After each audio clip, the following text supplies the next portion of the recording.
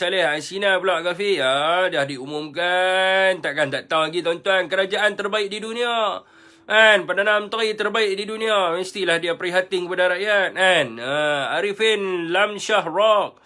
Rosman Maslan. Kerih mana Afiq? Muhammad Taufik. Waalaikumsalam. Jamsani daripada Kuantan. Waalaikumsalam. Siti Adila daripada Pulau Indah Kelang. Waalaikumsalam. PKP sambung lagi ke? Wallahualam. Rosman Ahmad DW. Man Abdul Rahman. Waalaikumsalam. Wallahualam, kita tunggulah keputusannya datang daripada kementerian berwajib untuk menjawab soalan tersebut lah. Tapi yang saya diberitahu bahawa itu adalah palsu. Yang mana disebarkan adalah palsu. Tupai Jahat. Waalaikumsalam. Panggah Hotel. Waalaikumsalam. Jadi tuan-tuan, mereka sengaja menyebarkan. Sebab apa? Apabila kerajaan mengumumkan sesuatu kebaikan kepada rakyat yang membuatkan rakyat suka, maka mereka cuba create something untuk memanipulasikan. Itu adalah ajar mereka lah, supaya rakyat marah. Inilah masalah ni. Saya pun tak tahulah ramai orang duk dengar kepada orang kata apa kepada mereka. Kenapa? Said Bak. Waalaikumsalam. Zaid Black. Waalaikumsalam. Muazzam Mustafa Bakri. Segambut dalam PKPD Lafiq 26/6 sampai 7/7. Matang Pagar Sungai Buloh. Sungai Buloh terbaik. Okey, waalaikumsalam kepada sesiapa yang memberi salam. Jadi petang tadi pagi kot. Pagi ke petang lebih kurang tu lah. Saya ada menulis artikel tuan. Artikel berkenaan dengan Airport Subang. Sebab apa tuan? Ada pihak-pihak yang memanipulasikan berkenaan dengan Airport Subang ni, tetapi mereka tidak jujur dengan kenyataan yang mereka buat. So mereka hanya menceritakan tentang Airport Subang semata-mata, tetapi mereka tidak menceritakan tentang perjanjian konsesi yang dibuat itu. So adalah seorang tu, saya malas nak sebut nama dia lah tuan-tuan. Tuan-tuan pun tahu siapa dia. Yang sering memfitnah Tan Sri Muhyiddin Yassin. Kononnya telah menjual Airport Subang dan sebagainya. So hari ini dia mungkin tidak memahami tuan-tuan. Dia tidak memahami apakah maksud konsesi tu. Dia bagi tahu jual. Ni masalah dia. Konsesi adalah kebenaran. Kebenaran untuk mengusahakan sesuatu tempat. Jadi untuk membangunkan sesuatu tempat lah. Ataupun pelombongan dan sebagainya. Ada tarifan dia lah. So hari ini saya cerita ayat layman dia, lebih kurang macam tu lah. So di dalam perjanjian tersebut, dia bukannya berkaitan dengan aero angkasa semata-mata. Tetapi dia berkaitan berkenaan dengan pembangunan bandar. Benda ni saya pernah hurai dalam live saya sebelum ni. Saya pernah bagi tahu dekat dalam live saya sebelum ni. Di mana ini adalah satu kebaikan sebab kita tahu bandar Kuala Lumpur itu telah pack. Maka bandar-bandar yang bersebelahan dengan dia ni mestilah seiring dengan bandar Kuala Lumpur. So itulah agenda yang sedang dibuat sekarang ni, iaitu memberi konsesi untuk mereka ini membangunkan bandar Subang. Di dalam itu ada sebut tentang mixed development. Di dalam tu ada sebut tentang membangunkan supermarket. Dekat dalam tu juga ada sebut tentang membangunkan hotel-hotel mewah. Selain daripada membangunkan infrastruktur Airport Subang itu sendiri. Dengan kata lain adalah untuk membangunkan Subang area itu. So bila dibangunkan, maka ramailah orang tertumpu kepada situ. Daripada segi ekonomi pun akan lebih dan sebagainya lah. So bila kita sebut tentang konsesi tuan-tuan, ini bukan perkara yang baru berlaku dalam negara kita. Sebab apa tuan-tuan? Bila kita nak buat rapid development, bila kita nak buat rapid development, kalau kita nak gunakan modal daripada kerajaan, maka dia akan jadi masalah lah. Sebab itu kalau kita baca tentang ideologi Stanley dan sebagainya, bagaimana mereka buat rapid development, antara yang lain adalah mereka membuat perjanjian dengan sesuatu syarikat. Makna kerajaan tidak perlu mengeluarkan modal. Kerajaan cuma memberi kepada mereka kebenaran untuk menduduki sesuatu tempat itulah. Supaya mereka boleh membangunkan tempat itu. So syarikat-syarikat ini mereka akan mengeluarkan modal. Modal daripada sudut pembangunan, dia punya kos operasi, dan juga penyelenggaraan. So benda inilah yang berlakunya dengan Plus Expressway Berhad. So tanah yang dibuat highway ini adalah milikkan kerajaan, bukan milikkan UAM Group. Ataupun bukan milikkan Plus sendiri. Tetapi dia adalah milikkan kerajaan. So mereka membina highway utara selatan daripada Bukit Kayu Hitam hinggalah ke selatan negara kita. And so orang kata apa, kerajaan tidak perlu memikirkan tentang kos-kos macam mana dia nak bangunkan highway dan sebagainya. And macam mana nak menggajikan pekerja. And macam mana nak menanggung kos maintenance dan sebagainya. Semuanya diurus oleh mereka. Tetapi kerajaan menerima imbuhan daripada perniagaan yang mereka bangunkan di tempat itu. And itulah maknanya konsesi. Dan so dia memang ada keuntungan, dan memang orang yang buat konsesi ni memang kita panggil mereka adalah sebagai okey besar sebab mereka ada duit. Dan so kerajaan tidak perlulah mengeluarkan duit yang banyak untuk membangunkan sesuatu tempat. Sekiranya kita nak buat secara cepatlah rapid development. Rapid development ni adalah pembangunan yang secara cepat, yang mana masyarakat ikut kepada pembangunan. And so kalau kata buat perancangan biasa macam kerajaan buat ni, perancangan bandar dan desa, and dia akan jadi lambat sikit lah. Mula-mula kerajaan akan buat industri, lepas buat industri akan buat perumahan, lepas buat perumahan akan bangunkan orang kata supermarket dan sebagainya. So benda ni dia akan makan masa yang lama. So bila kita nak sediakan peluang pekerjaan yang banyak, orang kata dengan cepat, dan kita nak menjana ekonomi dengan cepat, antara yang lainnya adalah kita memberi kepada mereka pajakan ataupun dipanggil sebagai konsesi. So syarikat yang mendapat konsesi ini, mereka akan mengeluarkan modal, mereka akan bangunkan dan sebagainya. Selepas habis tempoh konsesi ini, maka kerajaan kena membayar sedikit hampasan kepada mereka, dan kerajaan akan memperolehi bisnes-bisnes yang dibangunkan oleh mereka. Itu yang perlu kita tahu, sebab bukan kita jual. Kita bagi mereka pajak untuk mereka bangunkan. Dan di akhirnya 92 tahun akan datang, semua ini akan dimiliki oleh rakyat Malaysia. Yang mana mereka bangunkanlah hotel-hotel, supermarket dan sebagainya akan menjadi milikan kerajaan. Ini yang perlu kita tahu. So dalam masa yang terdekat juga, mereka akan membangunkan sebuah bandar dekat situ. Di mana akan menyediakan lebih banyak peluang pekerjaan. Mungkin ratusan ribu. Mungkin puluhan ribu peluang pekerjaan dan sebagainya. Dan dia juga dapat menarik pelabur-pelabur untuk datang. Sebab mereka nak menjadikan Subang ini sebagai the business center. So senang. So bila orang terbang, mereka main Subang, hotel semua ada dah. So mereka nak meeting di Kuala Lumpur semua pun mudah. Itulah yang mereka cuba bangkitkan. So dia bukan jual, bukan macam jual Sungai Besi dan sebagainya. Bukan jual, tetapi kita bagi. Dan benda ni bukan dekat Johor sendiri pun ada buat, tuan-tuan. Kalau tak silap saya, Sultan ada beri konsesi kepada Singapura ke mana. Untuk dia bangunkan area tu. So dalam masa 99 tahun dia akan menjadi milikan kerajaan negeri Johor. Begitu jugalah dengan Plus Highway. Ada banyak lagi lah, tuan-tuan. Boleh pergi buat research sendiri lah. Ni orang kata sebagai mukadimah. So apa yang disebut oleh Syed Saddiq ni, dia sama ada dia tidak memahami ataupun dia sengaja nak create propaganda. Ada dua benda tu ialah yang kita boleh tafsirkan. Sama ada dia tidak memahami ataupun dia nak create orang kata propaganda. So bila kita sebut pelabur, tuan, bila kita sebut propaganda, bila kita sebut pelabur ataupun pelaburan, sesuatu pelaburan itu mestilah ada keuntungan. So orang yang menanam modal, maknanya melabur ni adalah dia menanam modal. Apabila dia menanam modal, dia akan ambil keuntungan atas modal yang dia keluarkan. So begitulah dengan syarikat-syarikat yang mendapat konsesi ni. Of course lah mereka akan mendapat untung atas apa yang mereka buat tu. So ini adalah perkara biasa. Sebab apa? Kerajaan tidak menerima wang daripada Raja Arab. Macam mereka sebelum ini, mereka menerima wang daripada Raja Arab, raja macam-macam raja lah bagi kat mereka kan. 2.6 bilion dan sebagainya. So dia ada perbezaan di antara pelaburan dengan derma. Derma ni dia bagi kepada kita, betul hantar balik. Silap. Derma ni dia bagi kepada kita, so kita boleh guna. So pelaburan ni tak. Pelaburan ni dia menanam modal.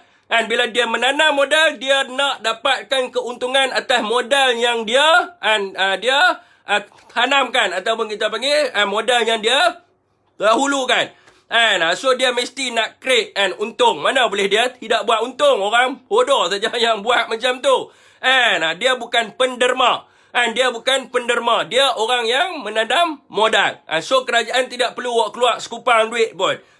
Tetapi kerajaan mendapat orang kata apa? Interest.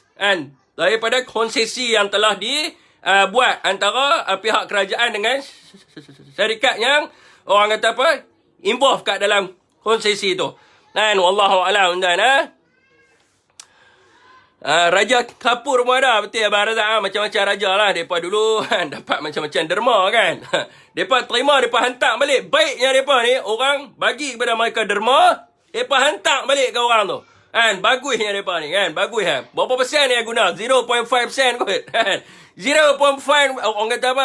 0.5% yang guna. Lepas tu hantar balik. Bagus tak bagus ya? Bagus Perdana Menteri waktu tu. Perdana Menteri pada waktu tu memang bagus. Sebut nama saya sekali, Fakri Shuaib. Okey tuan Jubur.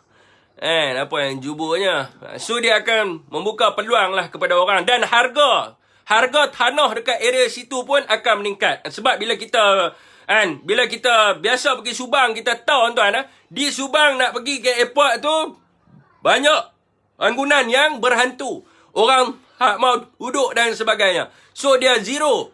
So bila dibangunkan bandar bisnes ni, so dia akan menaikkan harga tanah kat area situ. So orang-orang dekat area Subang tu pun akan seronok. Sebab apa? Tempat mereka ni akan membangun. Sebab apa? Bila harga tanah naik, ramai developer yang akan main untuk buka macam-macam lah kan. Dia nak buka pusat itu, dia nak buka orang kata taman dan sebagainya. So dia akan menaikkan orang kata status Subang itu sendiri. So benda ini adalah benda yang baik, yang harus diterima baik oleh rakyat Malaysia. Khususnya sebab dia membangun tempat yang belum lagi membangun, dan dia akan menaikkan harga tanah. Dia akan menyebabkan ramai lagi orang yang akan invest main kat dalam negara kita dan sebagainya. Dia akan buka peluang lagi untuk orang main melabur. Mungkin ada orang nak buka pelaburan apa pula di Subang tu. Sebab apa? Tempat itu dah membangun. Macam sekarang ni, sekiranya kita nak memanggil orang untuk main invest kat Subang ni, ada orang nak main tak? Pekan hantu ada orang nak main tak? Tak ada orang lah nak main kan? Area Subang Airport tu bukan saya beritahu Subang keseluruhannya. Jadi mana ada orang nak main invest kan? Jadi bila kita naikkan bandar tu menjadi maju dan sebagainya, so ramai orang akan main invest kepada kita. Bila ramai orang akan main invest kepada kita, so dia akan membuka lebih banyak peluang ekonomi dan juga peluang pekerjaan. Ini adalah long term yang terbaik untuk negara kita, dan benda ni lazim dilakukan oleh mana-mana kerajaan pun sebelum ni. Ini bukan istilah jual tuan-tuan. Ini bukan istilah jual, tetapi kita memajak tanah kepada orang. Dia punya ayat yang lebih Subang tu maju bit tak? Ni bukan area Subang Airport saya kata. Area Subang Airport kan bukan ada apa pun. Apa nama saya tahu Sirut P-Fly tu kan. Bukan ada apa pun kat itu kan. Naik atas jantas tu, turun nak pergi airport tu bukan ada apa, zero apa tak ada. Itu yang saya betulkan tadi tu. Saya bukan keseluruhan, saya kata area situ. Okey tuan so dia akan orang kata lebih baik lah tuan. Dia ibarat je ni tuan, ayat layman macam ni lah. Tuan-tuan ada sebidang tanah ataupun ada sebidang ni lah land lah tuan. Senang cerita. Okey, tuan-tuan nak majukan tanah tu tak boleh. Sebab apa? Modal tak ada dan sebagainya. So tuan-tuan orang kata bagi kepada orang lain untuk apa? Untuk dia hajak. So dia buatlah macam-macam. So hasil daripada hajakan tu akan dapat kepada tuan-tuan juga. So dia nak bangunkan apa, dia nak buat apa semua tu dia punya kos sendiri. Ibarat macam tu lah. Tetapi grant tu masih lagi atas nama tuan-tuan. Bukan kita jual kepada dia. Tu adalah berbeza.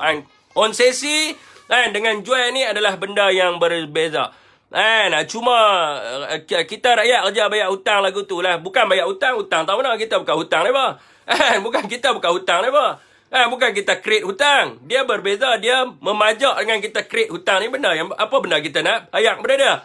Bila orang kata long term nanti. Bila 99 tahun sekiranya kita nak mengambil alih dia punya hotel, dia punya supermarket dan sebagainya, mestilah membayar sedikit pampasan kepada dia. Itu bergantung kepada perjanjian lah. Itu bergantung kepada perjanjian yang dibuat. So kita kena bayar hampasan kepada dia, so dia akan menjadi milik rakyat Malaysia. So apa masalahnya kat situ? Kan bukan kata kita buat hutang dia ada. Kan dia bergantung pada kerajaan lah, sekiranya kerajaan pandai menabung. Kan daripada interest yang dia dapat, kan mungkin 4%, 5%, kan dia menabung, kan orang kata apa 100 tahun.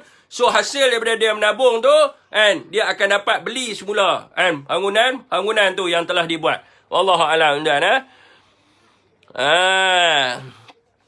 Okey, tuan. Teruskan perkongsian, tuan. Hang sedar ke apa yang cakap ni? Saya sedar apa yang saya cakap. Sekiranya tuan-tuan tak memahami apa yang saya cakap ni, kan, bolehlah bertanya. Bukan macam tu punya bertanya, kan. Bila saya cakap tu mestilah saya sedar, sebab saya buat pengkajian dulu. Kan, boleh baca artikel yang saya ada ni lah. Orang kata apa, menulis tentang berkenaan dengan benda ni. Kan, so boleh pergi baca lah. Benda saya cerita dalam live ni adalah ayat layman lah. Kan, ayat orang layman biasa. Tanah raup tu kira pajak ke macam mana? Raup tu bukan pajak. Raup tu dia beri. Kan, raup tu adalah perjanjian zaman Tunku Abdul Razak dulu. Kan, nak menarik komunis keluar daripada hutan, maka kerajaan memberi kepada mereka 10 ekar tanah, tuan-tuan. Itu bukan bagi penjam ataupun pajak dan sebagainya. Mereka kaldai bukan tahu semua tu, Fik. Mereka nak cari salah kerajaan saja. Tu pasal dia. Tu pasal dia. Dia tak faham, dia kena tanya lah, tuan. Tak faham, dia kena tanya. Bukti tak ada apa benda ni. Okey, tuan, teruskan perkongsian, tuan, untuk malam ni. Makin turun ni. Siapa ni? Line sangkut ke apa? Waalaikumsalam, Muhammad Hafizuddin. Okey, tuan, tu mukadimah kita. Kita punya tajuk hari ni, kita nak menceritakan bahawa kerajaan dijangka mengumumkan bantuan melibatkan pemberian moratorium dan air sinar bagi meringankan beban rakyat yang terkesan akibat COVID-19 dalam masa yang terdekat. Dan ini adalah keratan akhbar yang dikeluarkan oleh Tengku Zafrul, iaitu Menteri Kewangan kita yang prihatin di bawah Perdana Menteri yang terbaik di dunia. Maka apa yang diminta oleh rakyat hari ini didengar oleh Perdana Menteri. Sebab benda ini dia tidak perlu bawa ke parlimen dan sebagainya, sebab dia adalah isu polisi. Sekiranya kerajaan nak bagi, maka kerajaan boleh bagi sebab dia melibatkan polisi semata-mata. So dia tak libat di dalam perbahasan dan sebagainya. So hari ini kerajaan melihat kepada rintihan rakyat. Kerajaan amat prihatin kepada rintihan rakyat. Begitu juga dengan kenyataan yang dibawa keluar oleh Armada Bersatu Malaysia semalam, yang menekan kerajaan supaya memberi moratorium dan air sinar kepada rakyat. Alhamdulillah hari ini, tuan-tuan, alhamdulillah hari ini apabila orang kata permintaan itu disalurkan kepada saluran yang betul, bukan duk main kat dalam media sosial dan sebagainya. So benda ini sampai kepada kerajaan, dan kerajaan mengumumkan bahawa mereka akan mengumumkan benda yang baik kepada rakyat Malaysia dalam masa yang terdekat. Inilah orang kata presiden yang terbaik di dunia. Presiden yang sanggup memotong gajinya untuk rakyat. Presiden yang sanggup memotong allowance-nya demi rakyat. Apabila Presiden Perdana Menteri so bila Perdana Menteri ini sanggup memotong gaji dan allowance dia demi rakyat, maka dia akan mendengar apa sahaja yang rakyat minta. Ini adalah perkara yang pertama berlaku dalam tempoh pemerintahan negara kita, tuan-tuan. Di mana sejak daripada zaman kita merdeka, daripada sejak 1957 sehinggalah ke zaman Najib Razak sendiri, mereka tidak mendengar rintihan rakyat. Mereka hanya membuat bantuan mengikut apa yang mereka nak beri. Sebagai contohnya BRIM, mereka ambil daripada GST. So di zaman Tan Sri Muhyiddin Yassin, Tan Sri Muhyiddin Yassin adalah seseorang yang telinganya sentiasa mendengar kepada rintihan masyarakat seluruh Malaysia. So ini adalah kerajaan yang pertama di Malaysia, ataupun Tan Sri sendiri, kalau tuan-tuan pergi search kat dalam internet dan sebagainya, dia telah diiktiraf sebagai bapa prihatin negara. Bagi kita yang ada di sini, Tan Sri Muhyiddin Yassin adalah bapa prihatin dunia. Sebab dia adalah orang ataupun pemimpin yang terbaik di dunia, di mana pemimpin-pemimpin lain tidak boleh menandingi apakah yang dibuat oleh Tan Sri sekarang ini. Dan benda ini tuan-tuan kena ingat tuan-tuan. Dan perkara ini pernah berlaku semasa zaman Libya, iaitu Muammar Gaddafi. Muammar Gaddafi telah pun memberi segala-galanya kepada rakyatnya. Tetapi apabila rakyatnya mendengar kepada propaganda orang yang mencuba untuk menjatuhkan Muammar Gaddafi, akhirnya apa yang berlaku kat Libya hari ini, Libya hari ini adalah gelap, ibarat tidak diterima oleh cahaya matahari. Mereka merintih hari-hari rakyat di Libya, mereka menyebut apa? Sekiranya Muammar Gaddafi ada, maka mereka akan bersenang lenang semasa zaman Muammar Gaddafi. Inilah yang perlu difikir oleh rakyat Malaysia. Bila ada seseorang yang baik, pasti akan ada musuh yang tidak suka kepadanya. Dan adakah rakyat di Malaysia sanggup untuk menggadaikan Tan Sri Muhyiddin Yassin? Dan akhirnya rakyat Malaysia akan menyesal dengan apa yang mereka buat. Sebagaimana penduduk di Libya yang telah membunuh Muammar bin Gaddafi. Ini yang perlu kita fikir, tuan-tuan. Ini yang perlu kita fikir. Kerana apa, tuan-tuan? Kerana pisang tidak akan berbuah dua kali, tuan-tuan. Pisang tidak akan berbuah dua kali. Janganlah rakyat dipisangkan dengan mereka-mereka yang membuat propaganda. Sedangkan di masa zaman pemerintahan mereka itu sendiri, mereka tidak pernah memberi waima apa sekalipun kepada rakyat sebagaimana yang Tan Sri beri.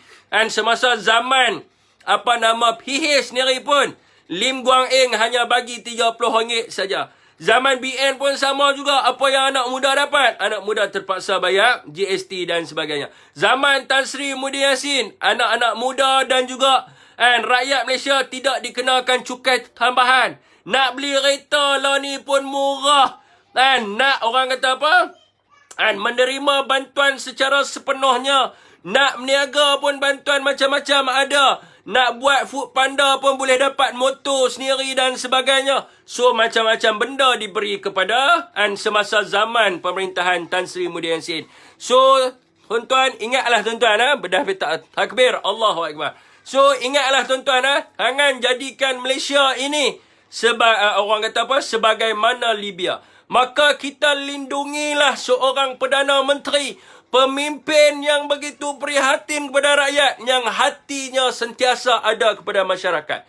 Tuan-tuan, saya diceritakan oleh rakan-rakan saya yang mana duduk dengan Tan Sri. Dia bagi tahu kepada saya, tuan-tuan, Tan Sri hari-hari menitiskan air mata mengenangkan nasib rakyat di bawah. Mana ada Perdana Menteri di dunia mahupun Perdana Menteri dalam Malaysia yang hari-hari menitiskan air matanya mendengar rintihan rakyatnya yang susah. Sebab itulah tuan-tuan, apabila tuan-tuan dengar setiap kali Tan Sri masuk dalam orang kata apa? Dalam TV dan sebagainya, setiap kali Tan Sri membuat pengumuman, matanya akan merah. Sebab apa? Tan Sri begitu dekat dengan rakyat. Hatinya begitu dekat dengan rakyat. Hari-hari dia menitiskan air mata mendengar rintihan rakyat.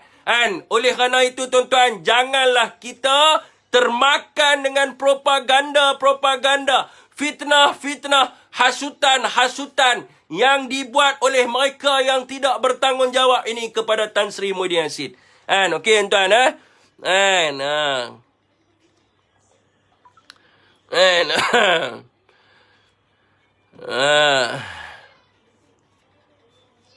Hang tak berasa geli ke puji sampai ke langit? Saya bukan puji, saya bercakap atas kebenaran.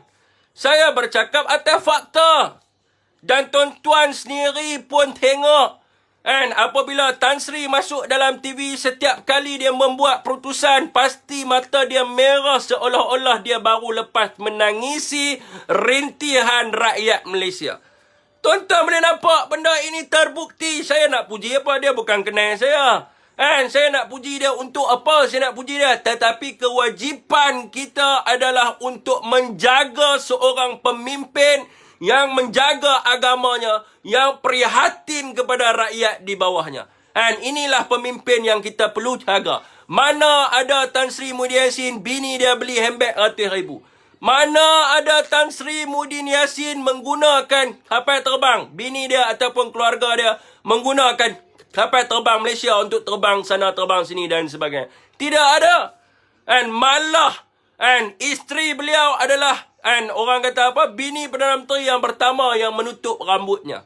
So kita kena jaga sebaik-baiknya. Supaya apa? Supaya Malaysia ini tidak jadi seperti Libya.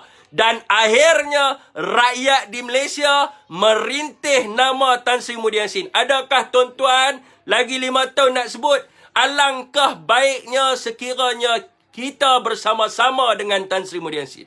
Adakah lagi 10 tahun tuan-tuan nak bagi tahu kepada anak-anak tuan-tuan, kepada cucu-cucu tuan-tuan? Alangkah baiknya sekiranya ayah bersama-sama dengan Tan Sri Muhyiddin Yassin. Adakah tuan-tuan nak jadi seperti rakyat Libya yang hari-hari mengatakan bahawa alangkah baiknya sekiranya mereka bersama-sama dengan Muammar Gaddafi? Ini yang perlu kita tahu. Keldai mana nampak, Fik? Ajib menitik mata darah.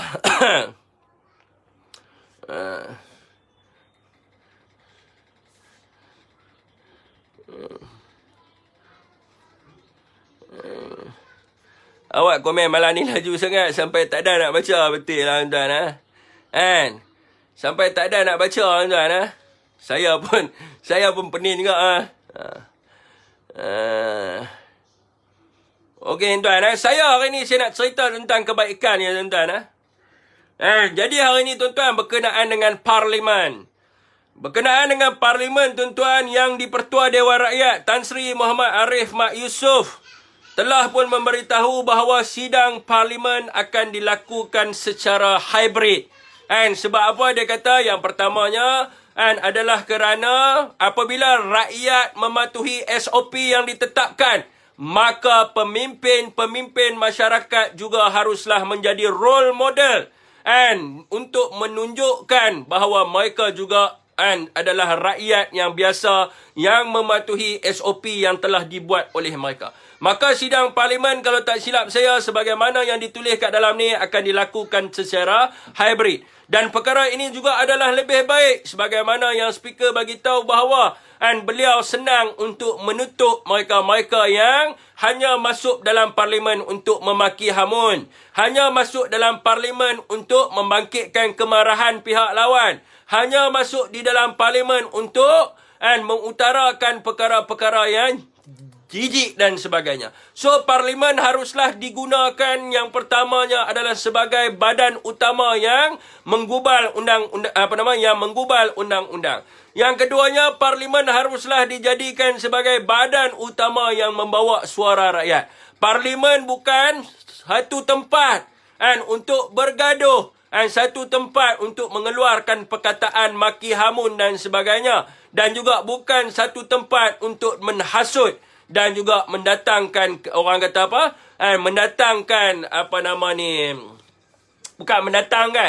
Dijadikan tempat untuk menghasut dan membuat sangkaan yang tidak baik kepada ahli-ahli yang berhormat. Jadi oleh yang demikian, adalah lebih baik Parlimen dijalankan, orang kata secara hybrid. Dan akhirnya, apabila dilakukan secara hybrid, maka ahli-ahli Parlimen ini akan terbiasa, dan mereka tidak akan lagi menggunakan sidang Parlimen ini untuk mengeluarkan perkataan-perkataan yang tidak baik. Okey tuan, saya sebenarnya saya nak cerita tentang ni, tiba-tiba pula note saya tentang ni adalah tentang Parlimen tuan. Jadi yang ketiganya tuan-tuan, hari ni kalau kita tengok hari ni tuan-tuan, Parti Keadilan Rakyat, itu PKR melalui Anwar Ibrahim, dia mengatakan bahawa tidak perlu membuang masa untuk membincang mengenai peruntukan dalam perlembagaan. Ini menunjukkan tuan-tuan bahawa parti PKR ini adalah parti yang begitu kurang ajar. Sebab apa saya cakap kepada tuan-tuan dia begitu kurang ajar? Perlembagaan adalah undang-undang yang tertinggi dalam negara kita. Dan perlembagaan ini jugalah yang memerdekakan kita. Bagaimana seorang pemimpin parti politik yang begitu kurang ajar menghina perlembagaan. Sedangkan raja adalah raja perlembagaan. Hak raja-raja Melayu juga dijamin di dalam perlembagaan. Sekiranya perlembagaan tidak dijaga dengan rapi, maka kedudukan raja-raja Melayu akan terhakis. Di mana perjanjian Persekutuan 1957 ini akan berubah pergi kepada perjanjian yang sebelumnya, di mana raja-raja Melayu telah pun menyerahkan kuasanya di bawah Treaty of the Michael. Ini yang perlu kita tahu. So, bagaimanakah dia nak jadi seorang Perdana Menteri? Bagaimanakah dia nak jadi seorang pemimpin masyarakat sekiranya dia begitu kurang hajar dengan perlembagaan? Bagaimanakah seseorang boleh ikut Anwar Ibrahim sedangkan dia menghina perlembagaan? Tuan-tuan, perlembagaan menjamin kedudukan Islam sebagai agama negara. Perlembagaan menjamin kedudukan raja-raja Melayu. Perlembagaan menjamin kedudukan hak istimewa hak istimewa orang Melayu, anak negeri Sabah dan juga Sarawak. Perlembagaan menjamin kedudukan bahasa Melayu. Tetapi Anwar kata kita tak perlu ikut perlembagaan. Tuan-tuan, pemimpin yang begini, tuan-tuan perlu tolak dia setolak-tolaknya. Sejauh-jauhnya. Tuan-tuan kena tolak dia. Sebab apa? Demi kepentingan peribadi dia sanggup menggadaikan perlembagaan. Sekiranya Anwar menjadi Perdana Menteri, dia sanggup meletak perlembagaan sebagai tisu tandas. Sebagaimana yang ditulis di dalam buku Dilema Melayu, yang ditulis oleh Tun Mahathir Mohamad. Tun Mahathir mengatakan suatu masa nanti akan ada pemimpin-pemimpin yang menjadikan perlembagaan ini sebagaimana tisu tandas. Inilah yang dimaksudkan oleh Tun, iaitu Anwar Ibrahim. Bagaimana kita nak menyokongnya untuk menjadi Perdana Menteri sekiranya dia menghina kedudukan perlembagaan itu?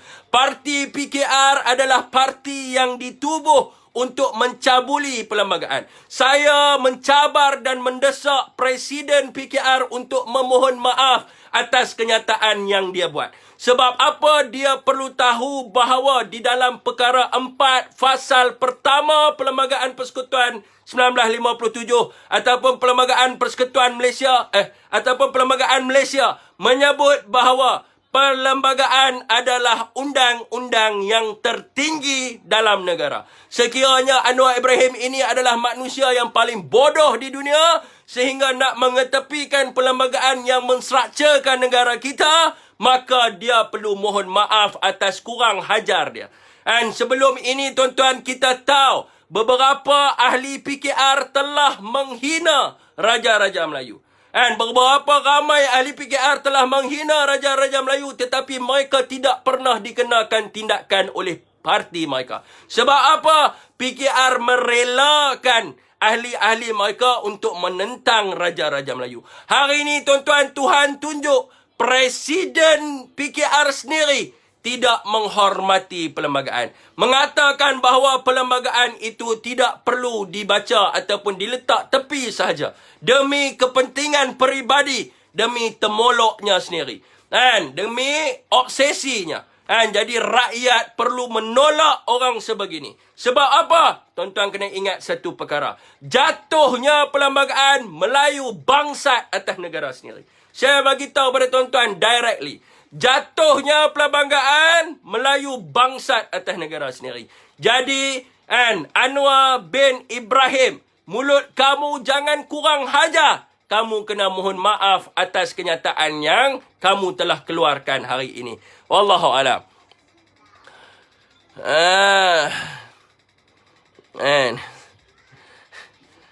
Marah mereka ni Soalan tuan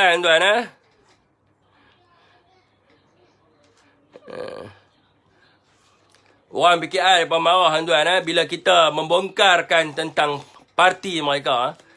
Bila kita membongkarkan tentang parti mereka, pemimpin yang gagal. Pemimpin mereka pemimpin yang gagal. Presiden kena kes liwat.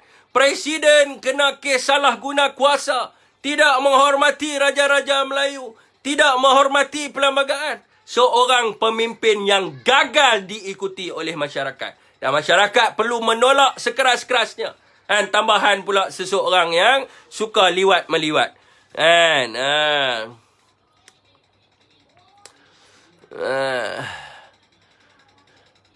Piancang gini tuan. Bagus. Terima kasih atas pujian. Saya tak minta pujian pun. Negara kita adalah negara demokrasi.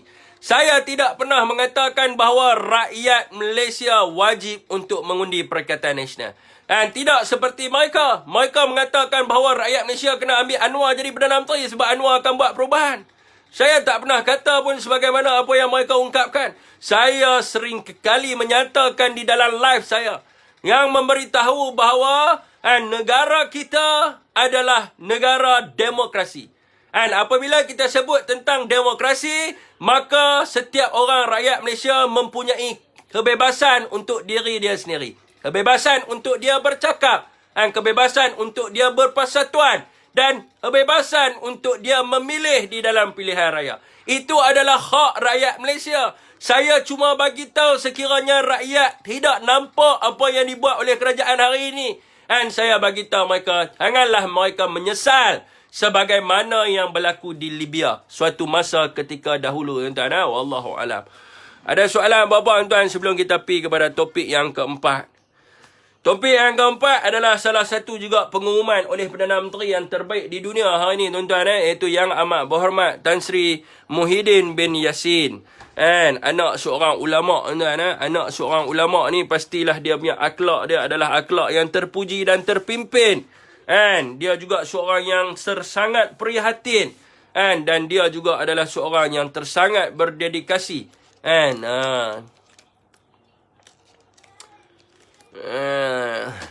Tolak PKR, bagus. Ambil Anwar ibarat keluar mulut boya masuk mulut babi, bukan mulut naga. Mulut naga tak apa lagi, tuan-tuan. Sebab belum dikatakan naga ni haram dimakan. Tapi jangan jadi masuk mulut babi sebab mulut babi ni haram dimakan. Tidak ada mana-mana ustaz yang mengatakan bahawa naga ni haram dimakan. Saya tak tahulah kot ada orang bagi tahu naga ni haram dimakan. Bukan kemungkinan besar agak, tuan-tuan, kita boleh kita masuk dalam mulut naga tu, kita boleh bunuh dia, kita boleh makan dia, tapi jangan masuk dalam mulut babi, tuan-tuan. Masuk dalam mulut babi haram. Dengan hang jadi haram, dengan babi-babi tu pun haram dah. Mana lighter saya api tu? Waalaikumsalam Zakaria Saga. Terbaik juga. Share mau banyak sikit, tuan-tuan. Apa benda ni?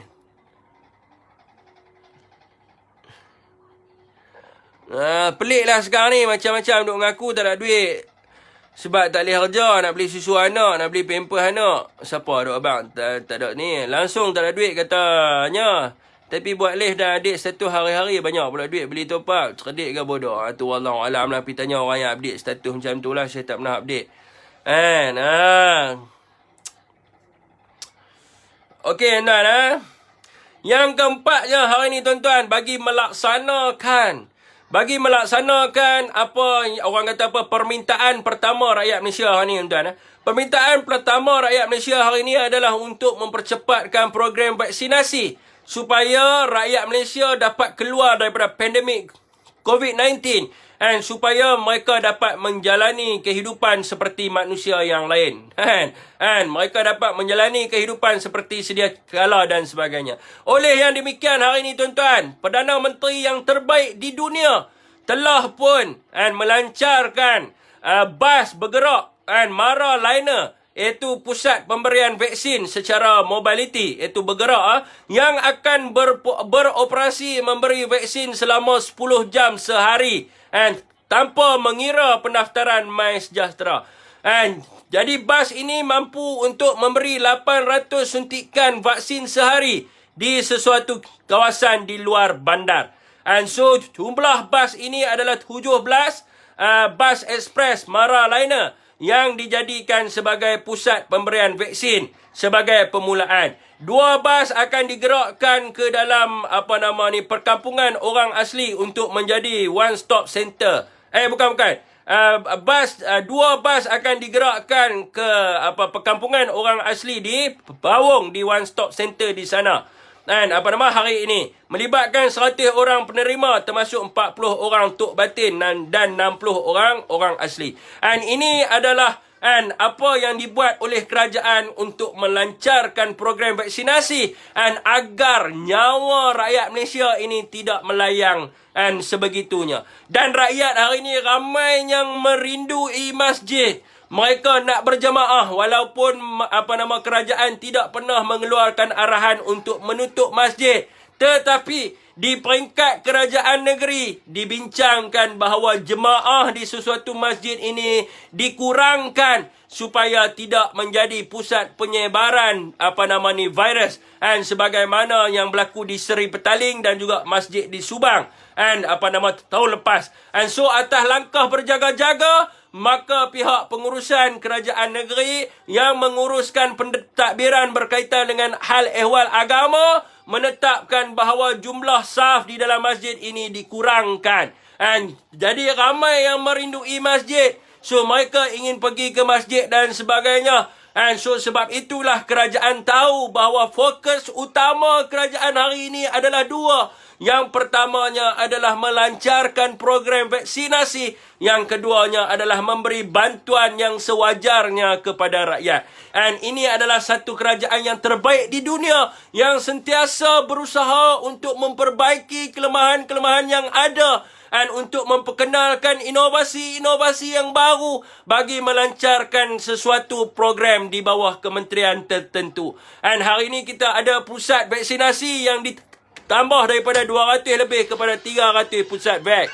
Dan kemudiannya kita ada pusat vaksin bergerak, iaitu bas bergerak Maraliner. Kemudiannya kita ada rapid vaccination yang mana pandu lalu and drive-thru vaksin dan sebagainya. Ini adalah usaha-usaha yang dibuat oleh kerajaan yang begitu prihatin kepada rakyatnya untuk memastikan rakyatnya dalam keadaan sihat dan sejahtera agar rakyatnya dapat hidup seperti biasa dan juga ekonomi akan berkembang. Dan juga tidak ada lagi masyarakat yang orang kata stres dengan apa yang berlaku sekarang ni. Wallahu a'lam.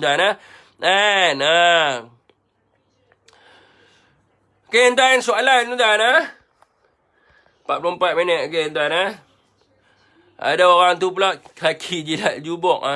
Okey, tuan, saya buka untuk mereka yang nak bervisi untuk bertanya soalan dan sebagainya. Ni mesti berbayar ni kan.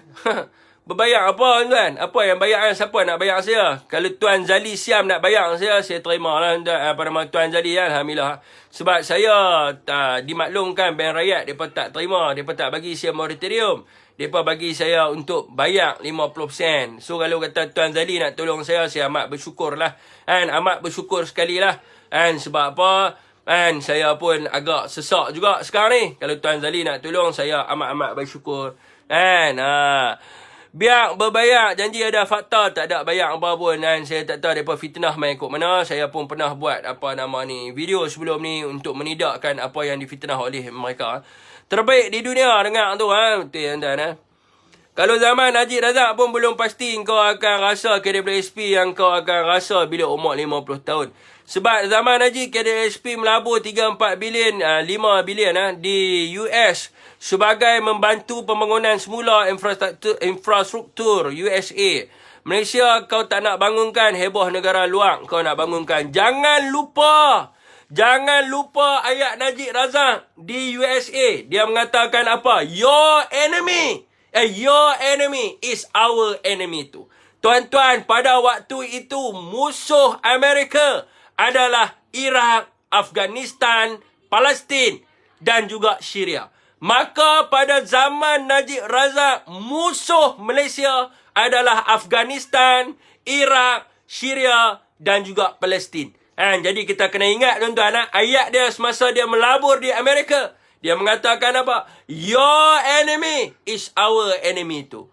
Inilah pendirian pemimpin yang tidak ada pendirian. Yang tidak menjaga kebajikan negara-negara Islam. Yang tidak berani untuk berhadapan dengan negara-negara barat untuk membela orang Islam.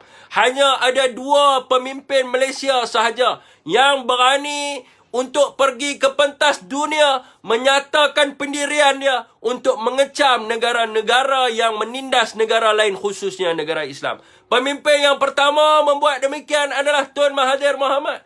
Pemimpin yang kedua berbuat demikian adalah Tan Sri Muhyiddin bin Yassin. Di mana Tan Sri mengecam tindakan yang telah dibuat oleh Israel secara terang-terangan dan juga mengecam menghalang negara orang kata hubungan diplomatik dengan Israel dan juga laluan perdagangan dengan Israel. Hanya ada 2 orang pemimpin Islam di Malaysia yang berani berbuat demikian. Dan apa yang paling kuatnya juga hari ini tuan-tuan, di dalam pentadbiran kerajaan kita ada ulama yang terulung yang berlawan dengan musuh-musuh Harad ini berpuluh tahun. Siapa dia? Tok Guru Haji Adi bin Awang. Betul tak nama dia? Tok Guru Haji Adi Awang. Dan dia pernah diiktiraf sebagai ulama tersohor di dunia. Nah, ini yang perlu kita tahu. Dalam kerajaan kita ada 2 orang pemimpin yang berjiwa Islam, dan mereka ini betul-betul memerangi musuh-musuh Islam dan mereka prihatin kepada rakyat yang ada di bawah. Allahu alam. 2 orang pemimpin terbaik di dunia. Semua level dunia, tuan-tuan. Dalam kerajaan Perikatan Nasional hari ini, semua level dunia. Ulama tersohor dunia. Perdana Menteri terbaik dunia. Semuanya dunia.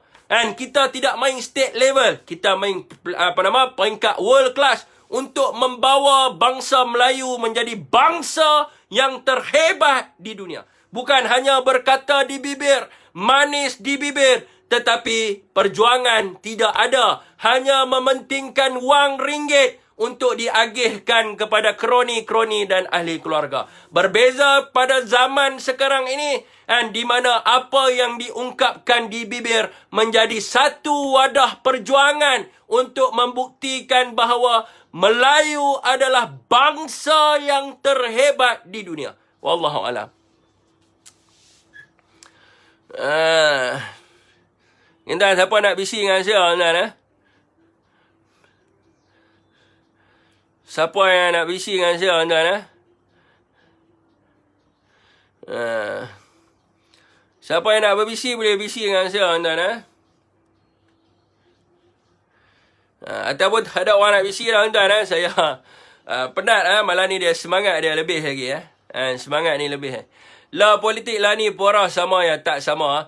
Politik hari ini membawa perubahan. Politik yang sebelum ini menjaga budaya nepotisme, menjaga pengaruh dan ahli keluarga.